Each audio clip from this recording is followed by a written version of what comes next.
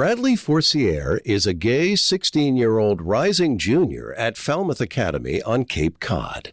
From the time he was a kid, he's had what some might consider unusual interests for his age, ranging from American history and politics to mathematics. But since coming out as queer at the age of 12, the thing Bradley has enjoyed the most is working to change his community for the better. As a student at Falmouth Academy, he's an active member of that school's Gender and Sexuality Alliance. He's also started the process to establish a local chapter of the American Civil Liberties Union.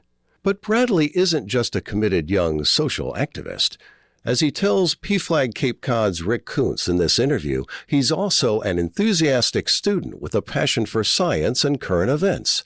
Recently, he was cited for a project he submitted to his school's annual science fair that identified ways that biased information can affect public opinion polls. In this interview, he also talks about what he might pursue as a career when he's older, and about his loving and supportive family, who have always been there for him since he came out as gay.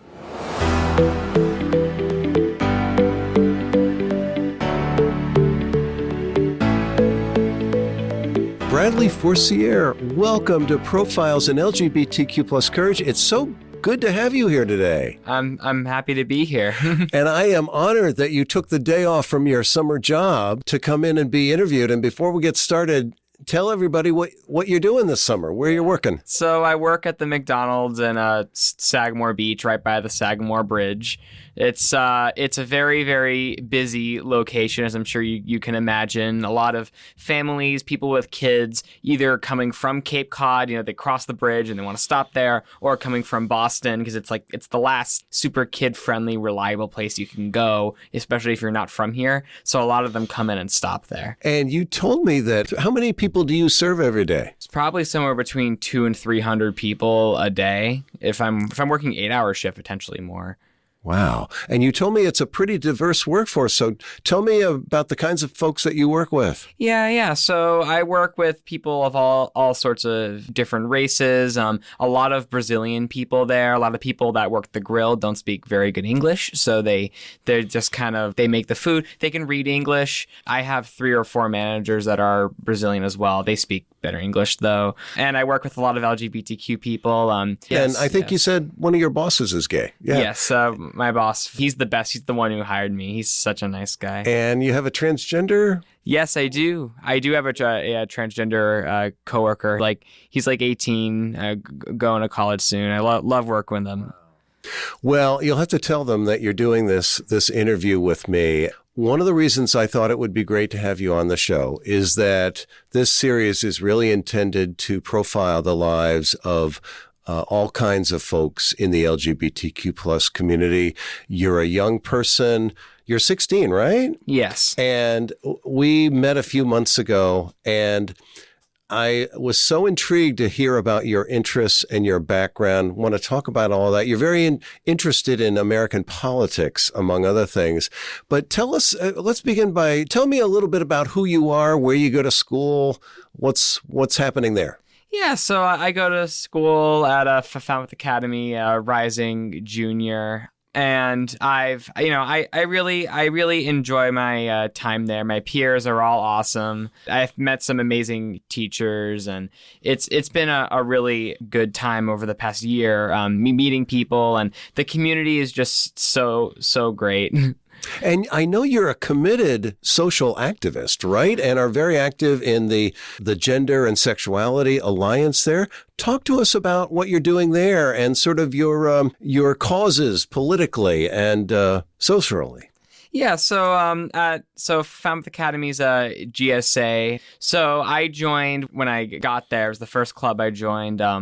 Our leader, Lynn, decided to establish a bureaucracy for the upcoming year. They're great, by the way. They're awesome. And so I was elected the treasurer of the GSA. So I'm going to be handling finances and data and just trying to make sure that everything runs smoothly. So what does the GSA do? What is its real goal? So for Falmouth Academy's GSA, so what's nice about Falmouth Academy is a very accepting community. So we do a lot of like spreading like little things, like we spread holidays, and we say, so Falmouth Academy, we all have like an all-school meeting every day where we meet with the school. So a lot of times someone from the GSA will announce when a specific holiday is happening, or like a special day in history, or whatever, a famous person's birthdays. We announced like Dolly Parton's birthday one time. Yeah, and so they've also in the past, we run a school dance. We call it Pride Prom, but it has a different theme each year. And so we do a lot of work there, spreading awareness, getting the word out. So are there a lot of LGBTQ plus people at Falmouth Academy, and are they involved with this group? Yes, there are. So Falmouth Academy this past year had about 175 kids. I'd say, just a rough estimate, somewhere between like a quarter and a half of the school's LGBT. So it's a lot. It's generally known as like a safe haven. It's kind of like, it has like a reputation as that. And a lot of queer people actually end up transferring there from other schools, such as what myself did. In my grade, we have 24, and I can tell you, I've done the math, it's 1/3 of my grade. As far as all of them being involved in the GSA, I'd say that, so GSA only has 25 people, so a lot of them aren't involved in the GSA, but the GSA doesn't get a whole lot of, I can't think of the word right now. There isn't a lot of pushback from other students regarding what the GSA. I was going to ask you, with your age group, are people generally okay with anyone who's LGBTQ plus? Do you run into homophobia or transphobia, those kinds of things? What's the environment like with your age group there? So Falmouth Academy is kind of an outlier, but in other situations working with my age group, I personally have found that a lot of times straight men I have found to be the worst, because there's a lot of, who knows if they actually mean it too. It's a pretty liberal area, and these are kids. I'm sure that I'm not even sure how much of their parents are actually homophobic, but a lot of times they just say stupid, locker room talk, all that. And that's the people I have found to be the most homophobic. For whatever reason, I think it's because there's kind of this like stereotype around like the gay best friend women have. And so I've personally found that women tend to be better with LGBT people. But I think the men in my generation, there's definitely a lot of progress to be made there. So at school, do you have female friends? Are they your primary friends? I have female friends, non-binary friends, male friends. I'd say the majority of my friends do happen to be female, but I talk to all sorts of people. Yeah. And well, let's talk a little bit from your vantage point as a 16-year-old young gay man. What do you see happening in our society today? What do you make of all of the furor and uproar around LGBTQ plus people? So I personally think that it all comes from a greater problem that America has with the establishment right now. We've currently, because of our President Trump, we've currently kind of entered this like anti-establishment era. And for a very long time, gay rights was seen as a very anti-establishment thing up until very, very recently. But now the narrative has been kind of swapped that the Democrats and the left are the establishment. So a lot of that means that gay rights have been kind of lumped into that. And also, I need to mention transgender rights as well, because I shouldn't be leaving them out. They're the ones that are actually currently having the most hate towards them. So I think that a lot of it just has to do with a lot of people are feeling very, very upset, and rightfully so, with how America is currently being run, the world that we have to grow up in. And I think that the right has managed to push that fear and have managed to convince them to push it onto other people instead of looking at the people actually causing the problems. I think you bring up a good thought, is that in some ways the institutionalization of LGBTQ plus rights has become a target for anti-institutionalists like Donald Trump and folks in his circle, right? Yes, Yeah. I do think that. I don't think it applies to all anti-institutionalists, but I think on the right, it definitely does, because you see it on you see populism on both sides, but right-wing populism does a really good job of trying to maneuver people's grievances from the economy over to like culture war issues. Yeah. So you're an avid fan of politics. So let's talk about those, because I know this is kind of a sweet spot for you. It's kind of in your wheelhouse, right? And so when did you first get interested in politics? And did being gay have anything to do with it, or was it sort of incidental? Well, so ever since I was a little kid, I've really loved history. I used to watch the YouTube channels Oversimplified and Extra Credits, and for those, if anyone here knows them, Mr. Beat on YouTube. I always loved history, so it was kind of just a natural extension of that. The first time I can think of that I really liked it was the 2020 election. I remember, because that I kind of followed like a reality show. I mean, like, it was, on election night, nothing was really called, everything was still up in the air. And I vividly remember that night Trump actually called his own victory. And then next day, kind of slowly, Wisconsin was called the next day. And then it was Michigan. And then it was that Saturday, November 7th, Pennsylvania was called. And I remember just really enjoying just watching everything pour in and really enjoying that process. So I kind of started doing a little bit more research. I was 11 at the time. Started watching a lot of YouTube videos about it and looking into it more. So I came out the next April 2021. And at the time, I was still a little bit too young to know enough about politics. I kind of had this like edgy centrist, I guess you could call it, as a young kid. It's kind of what it's what internet access does to kids. It just kind of like hating like cringe culture and stuff like that. But eventually, because of me coming out, it ended up having me research things a lot more. I've really shifted my views leftward over the past 4 years. And, speaking of coming out, let's talk about your coming out experience if we can. You came out to your parents when you were 12. Can you talk about what that was like and sort of the context? Yes. So I came out as bisexual originally. I had like a TikTok account for a little bit that I was running. So I had always kind of known that something was different. I just didn't really fit into like traditional male circles. I was a really big video game kid. That was always my biggest thing. Never really liked like traditionally masculine things, but I wasn't like a super like feminine kid either.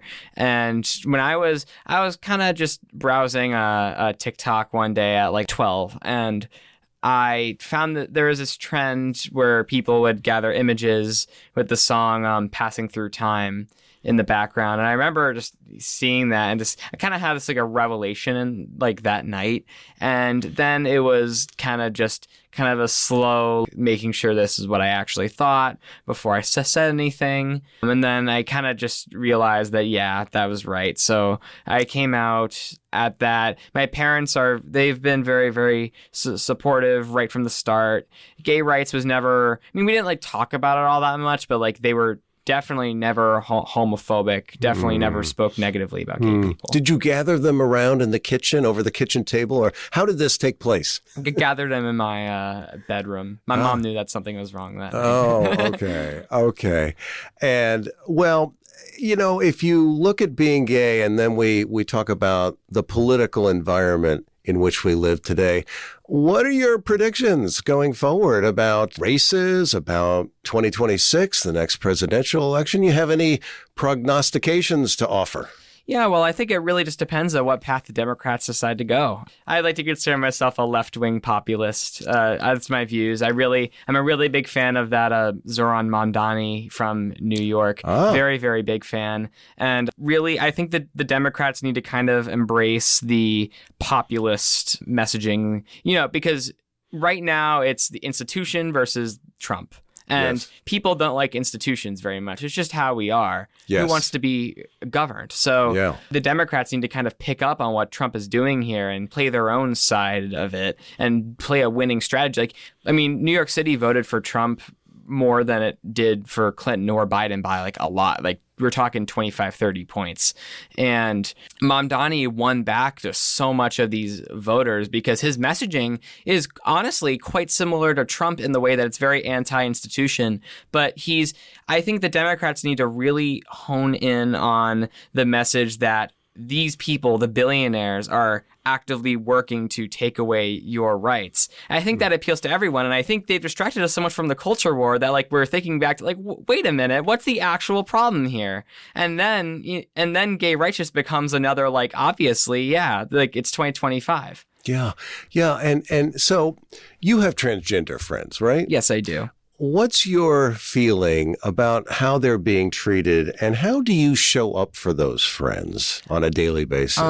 Well, first of all, it really makes me angry. I don't understand how someone couldn't see the humanity of these people. I mean, I'm friends with them. They're just normal kids like me and all the other kids out there, and I don't understand how you could feel prejudice towards them. As far as like me standing up for them, I think I treat them the same as I would anyone else. I really try my hardest to there, and I really try to be very sensitive about their feelings on the topic and try to talk about it a reasonable amount.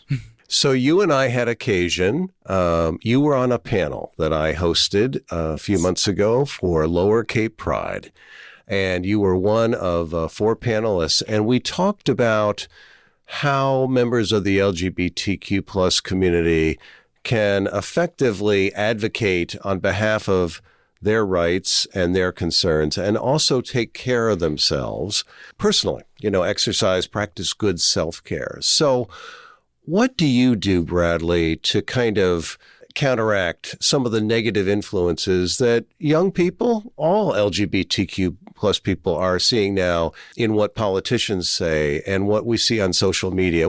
First of all, what do you make of that, and how do you personally deal with that? Well, me personally, so, I mean, I play a lot of video games. I watch shows. I love interacting with LGBT media. For anyone who knows what this is, I just finished playing Deltarune. That game is made by a very, very LGBT accepting creator. But as far as like, it's stuff that actually like matters, I always just kind of think to myself, man, like these people this is like their biggest problem. Like this is what they're choosing to focus on right now, at a time when like that's really it's just so inconsequential. Like it just matters so little to other people. Yeah. And what do you think is, as a 16-year-old young person, what do you think are the biggest misconceptions that the older public have about LGBTQ plus people of your generation? Well, the first one is that we're all faking it. That's a very, very common stereotype. You see it even among young people as well. The stereotype is kind of like the bisexual teen girl who only dates boys. And it's just, I find that to be just such a close-minded. I think a lot of times people forget that bisexual people can date people of opposite sex too. There's a reason why they're bisexual. That's why they choose to identify themselves that way. And I personally think that dealing with that is just kind of... See, that's something that I think is just going to die out over time as more people choose to come out. And the rate of LGBTQ people, the percentage is still increasing despite everything that's going on. I think that the next stereotype, and this is kind of an older gay stereotype, and you might remember this, it's being applied to transgender people a lot now, is that they're coming for your children, which... I think that's just such a... Pretty ridiculous. Yeah, it's very ridiculous, and it's extremely manufactured. I don't even know how you get to that point. I mean, I know so many transgender, non-binary people, and they're certainly not out to get my little siblings when they meet them. Yeah. I don't see it. Yeah. Do young people nowadays, I mean, when I was growing up, you had basically 2 sexes, 2 orientation, well, 1 orientation, mostly straight. Most of the world was straight, or it was presumed that everybody was straight. And you had 2 genders. How do young people nowadays look at things like gender identity and sexuality? Well, it really depends on how open-minded you are. I think a lot of younger people, even some more conservative younger people, have begun to open up their mind to the idea of there being more than two or three, I guess if you're counting bisexual people, like as like a mainstream one, in big air quotes for those listening. I think among younger people, it definitely is more common to see acceptance of third genders and non-binary genders because there's just simply more of it. And it's tough. It can be very tough to function in a world where that exists if you choose not to recognize it, because you're just going to end up picking fights with so many people. Yeah, it's a good point. And does social media and sort of the popular media, do they do a good job nowadays in portraying the world as being filled with people of multiple genders and sexualities, or not? Are there positive role models out there, I guess, for whoever somebody might think themselves to be? Well, okay. So to address the first one, I think popular media has been okay at it. I think they're getting there.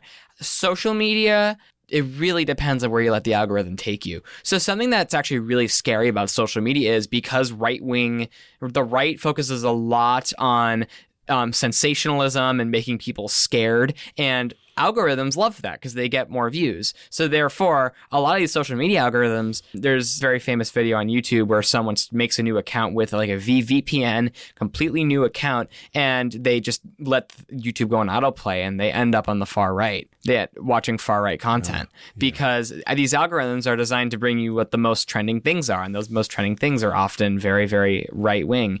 So I think social media, I mean, it's not bad in and of itself. It's the algorithms that these companies push that bring us to this point. But as far as positive role models, I think there are many. See, a lot of times a lot of us younger people will turn to like fictional role models because there's simply more of them. But there are definitely positive role models out there for our younger LGBT people. And who are your personal role models or heroes, be they gay or otherwise? Maybe they're in politics.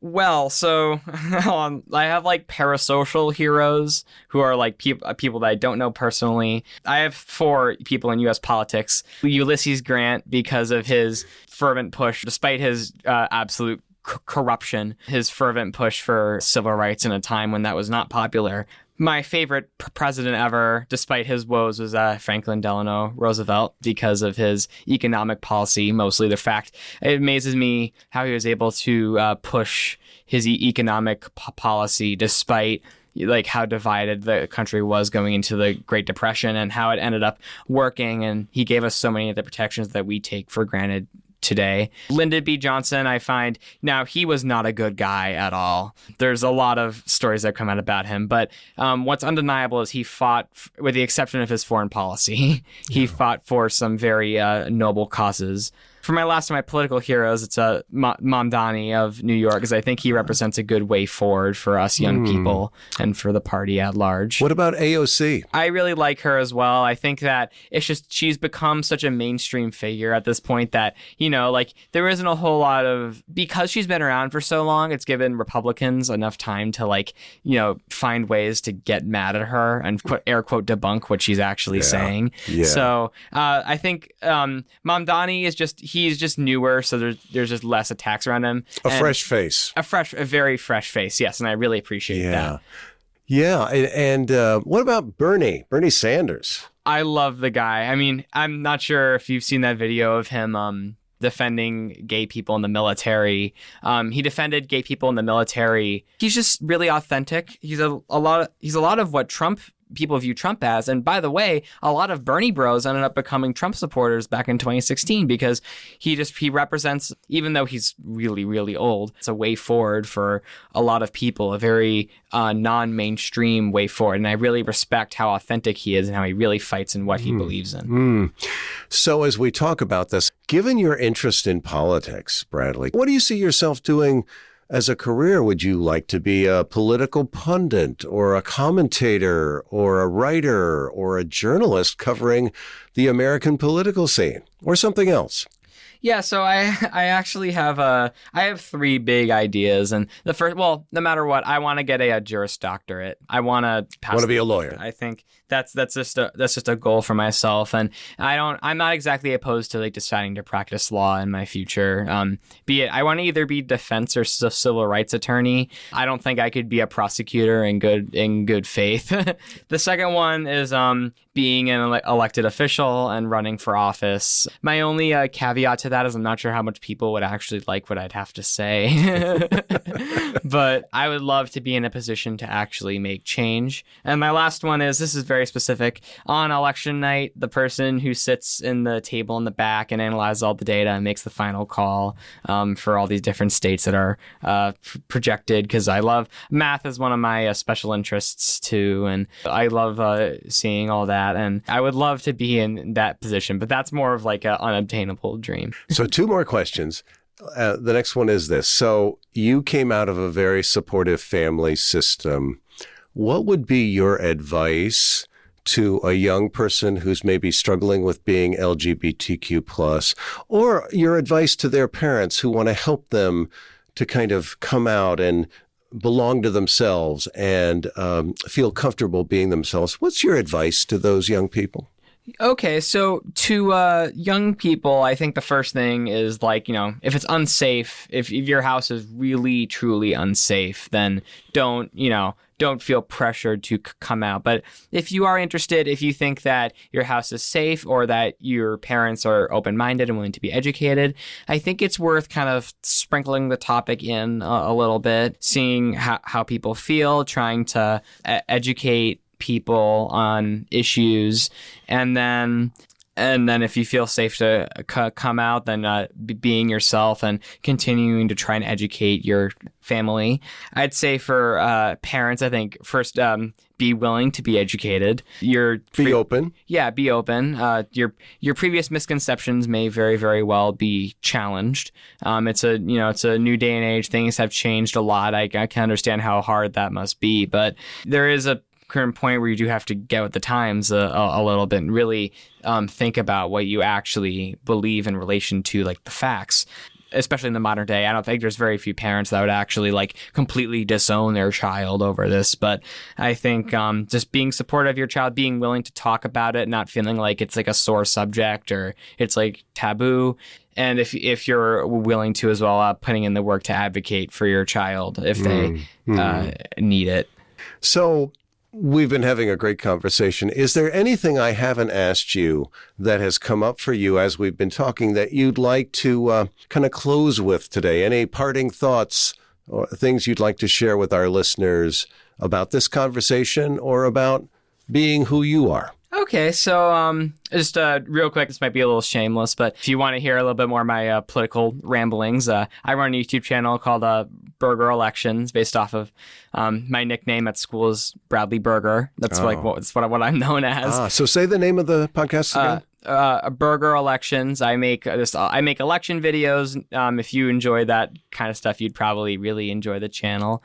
And then for my final thought, I wanted to focus on, so I talked about this a little bit at the panel because you were there, but I want to talk a little bit about the slippery slope fallacy real quick. Mm-hmm. So it's a logical fallacy, and it's the idea, slippery slope, that event A is going to lead to event B and then event C, and then it's going to lead to something very, very bad happening. So I'm just going to talk a little bit about what it is and why it's a fallacy, and then I want to talk about how it applies to our lives. So let's say you have event A and event B, and between them, there's a 95% chance of event A leading to event B. Now, let's put in 10 more events in between those. So you have event A, event B, and then there's 10 different events that all need to happen. And then there's a 95% chance that they lead into each other. Doing the math, there's only a 60% chance that final event B will happen if event A happens. And then if you put 100 events in between, that chance goes all the way down to 0.6%. So for some of my more like... And this has implications, I think you're leading up to something, it has implications for us politically, socially? Yes, it very much does. So it's often on the right. You often hear about it because it plays into moral panics very well. You can think about event A, which could be, and there's more panic about like barcodes in the 80s. In the modern day, it's about trans rights a lot. If transgender people are more accepted, then that's going to lead to them being around children. That's going to lead to children being transgender. And then that's going to lead to the end of reproduction and the end of society as we know it.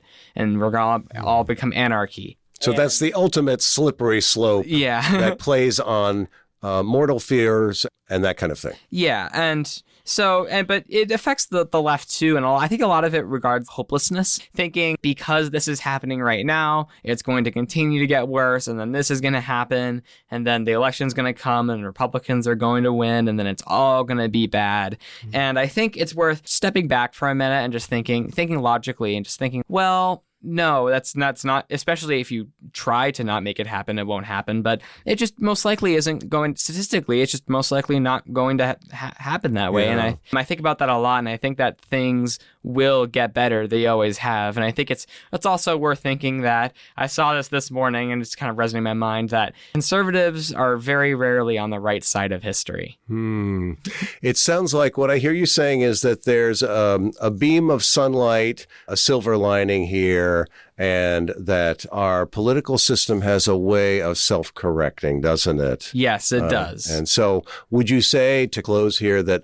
politically you're an optimist? I would like to say I'm an optimist. Yeah, I think that there's always, look, FDR came after 20 years of very big business Republican rule. Leaders, like new leaders, and actually Barack Obama after 8 years of Bush. I just watched the movie Vice, by the way, about Dick Cheney recently. Incredible movie, very, very funny. But people like Obama or very optimistic leaders often emerge after times of hardship. And I think that even though we don't see who it will be right now, I think that it will end up happening. Yeah. Well, Bradley, I appreciate your optimism and hope for our political system. And thank you for being my guest today on Profiles in LGBTQ plus Courage. It's been a pleasure to have you here. It's been a pleasure being here. Thank you so much for having me on. It's an incredible opportunity.